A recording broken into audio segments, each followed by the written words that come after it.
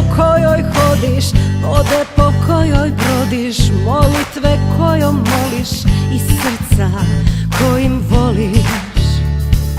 Dostojan budi imena i roda svoga, tradicije, vere, Boga i pisma kojim pišeš, vazduha kojeg pišeš. Sile dobra dostojan budi života svakog, dobrih ljudi, svetlosti koju duša bira, sreće i večnoga mira.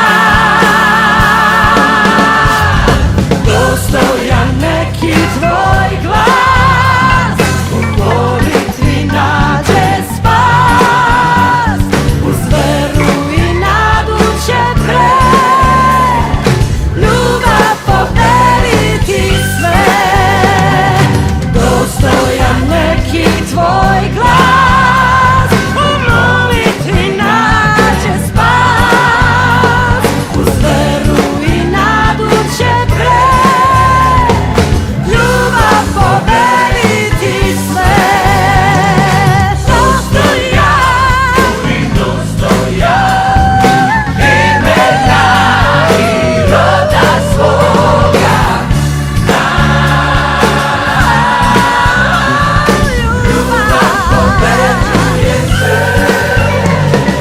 Dostojan budi slobode, gromkog glasa, anđela s neba spasa, radosti novog jutra, pravde i boljeg sutra. Dostojan budi plamena vatre ove, istine što te zove, ploda kojim se hraniš i carstva kojeg braniš.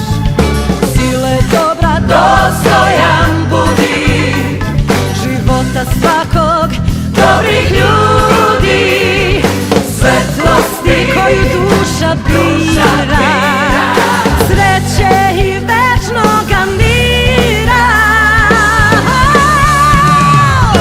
Dostojan neki tvoj